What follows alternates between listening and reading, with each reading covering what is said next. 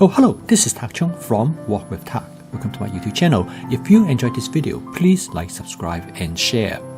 Feel free to write to me at walkwithtak@gmail.com if you have any question regarding to this video or any other videos that I have posted in the past. If you have any videos that you would like me to make, please let me know. I'm looking forward to hearing from you. Last night, I invited our neighbors to join us for dinner. And to make a dish that I think is presentable is to cook a fried rice dish, but on top of that, I put another dish, which is a green bean and shrimp. This gives the fried rice a particular appeal and make it more elaborate as well as more presentable. I cook this dish using my butane burner. It's the 15,000 BTU burner, which made by Gas One. I use this burner so I can cook it right on the countertop because some of my guests would like to see how I make this fried rice dish. This burner is very powerful and I use it in my cooking classes as well. The wok I use is a wok made by a company called Crafton. It is the house brand of the Aldi supermarket, and they quite often will have this wok available from time to time. The wok is really an excellent wok. It costs only $15, and the carbon steel is heavy duty, and it is one of those woks which I would say is an excellent deal. I really enjoy using this wok, and I always use this wok when I use my gas burner, particularly when I cook outdoor. I'm going to start out with about 2 tablespoons of canola oil. I use the oil to season the wok used by Smart Seasoning method. This wok is very easy to season and it has excellent non-stick quality. Season this wok is very simple. All I have to do is that I heat up the oil until it starts to smoke gently and then I turn down the heat. I let the oil to smoke for about 15 seconds and this is time when the wok is being seasoned. Immediately, I'm going to fry 6 eggs. I pour the egg directly into the wok and I turn the heat back to high because this will allow me to cook the egg as quickly as possible. Egg is an essential part of fried rice, but there are many different ways you can cook eggs to go with the fried rice. The method I use here is I'm going to cook the egg first. I will scramble the egg and I scramble it to the type of pieces that I want. As you can see in here, the egg do not stick to the surface of the wok at all, and this is a good indication that the wok is well seasoned. Heat management is extremely important in stir frying. By managing the heat properly, you can cook your dish as quickly as you can, or you can cook it at a slower pace. In this case, I left the heat at the highest setting because as long as I continue to stir the content in the wok, I really don't have to worry about the egg from getting burned. However, if you have the heat on high, you need to match your rate of stirring with the amount of heat that you impose on the wok. I use 6 eggs in this fried rice. You can choose to use more or less eggs. In fact, you can cook a fried rice without eggs. Next, I turn the heat low before I add the rice.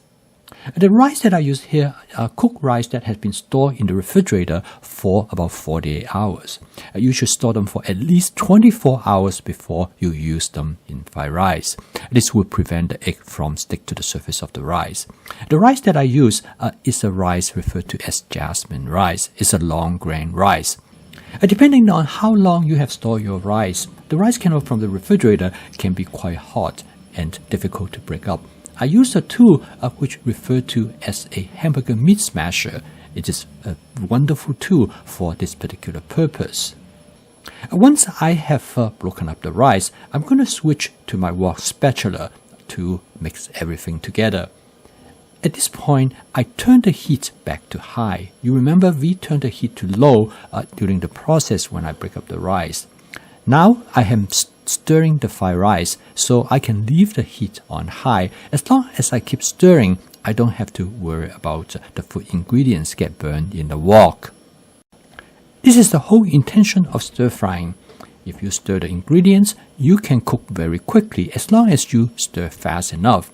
However, if you let the ingredients accumulate at the bottom of the wok, then you will run the risk of food getting burned.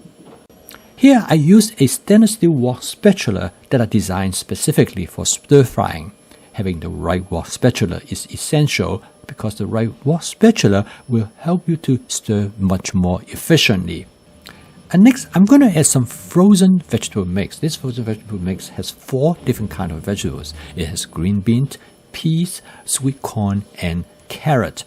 I'm going to make a very simple fried rice, and this frozen vegetable mix will add texture to the fried rice, but more importantly, it will add color to the fried rice.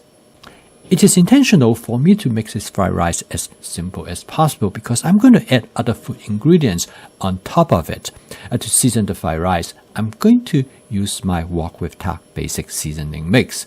This seasoning mix is intended to enhance the umami flavor of the food ingredients. It makes the food more savory, but it is a very mild seasoning and it has low salt, so it will not increase your salt consumption. There are many different ways for you to season your fried rice. Probably the most basic way is to use salt and pepper. However, there are also other approaches you can season the fried rice. Most of the time, I try not to add any sauces to the fried rice because one of the quality of the fried rice that most people enjoy is that for the rice kernel to be relatively dry, and preferably it might be slightly fried. And by adding different type of fluid, such as a sauce, you will prevent the rice from frying properly. Cooking this fried rice is simple and straightforward, particularly if you have everything already on hand. I already have the rice in my refrigerator and the frozen vegetable mix is in my freezer. And so making this fried rice only takes about 6 minutes. And now I'm going to set the fried rice aside because I'm going to cook the shrimp that will go on top of the fried rice. I love shrimp fried rice. Instead of cooking the shrimp together with the fried rice, I cook them separately because this will allow me to control the texture of the shrimp exactly how I like it. Again, I'm going to start out with about 1 tablespoon of canola oil. There's no need to wash the wok between cooking the fried rice and the shrimp.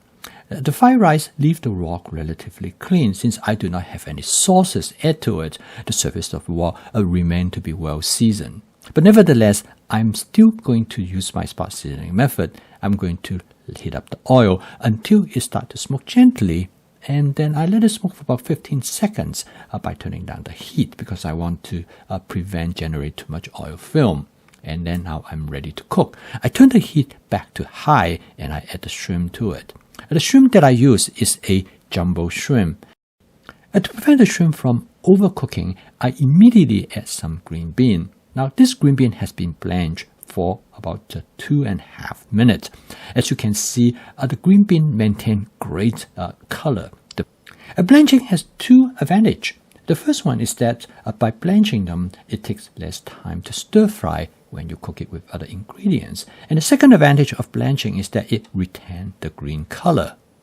And next, I add a few pieces of thinly sliced carrot, which also has been blanched. The shrimp that I use to cook this dish are jumbo shrimp. They are shrimp that comes with shell, but they refer to as easy peel. The shell can be peeled off very easily, and furthermore, the shrimp has been deveined. The reason I always buy shrimp with shell on is because the shell protects the shrimp from freezer burn. And I have found it no problem to store them in the freezer for up to 6 months. And since the green bean and the carrot have already been blanched, so cooking this dish took only a matter of seconds. I'm going to season this dish with 1 tablespoon of oyster sauce. I always have my oyster sauce in a squeeze bottle. It makes it much easier to dispense with the amount that you want. The texture of the shrimp is very important to me.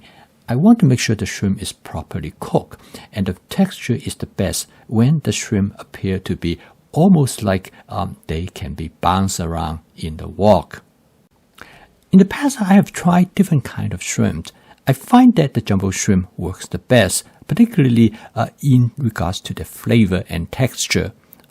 They are slightly more expensive, but I think it well worth the cost.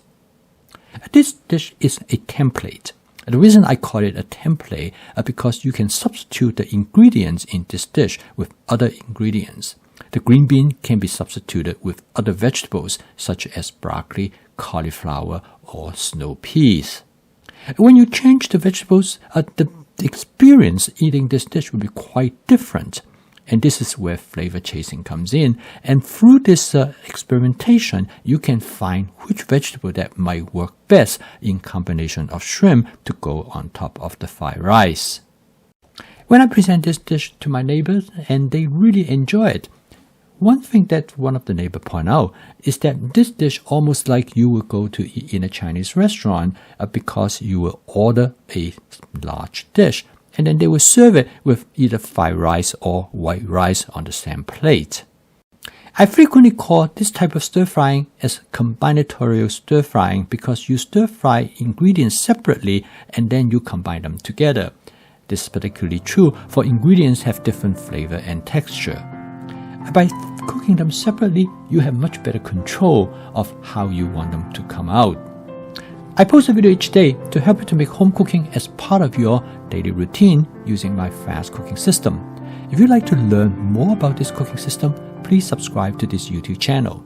So keep on cooking and I will see you tomorrow.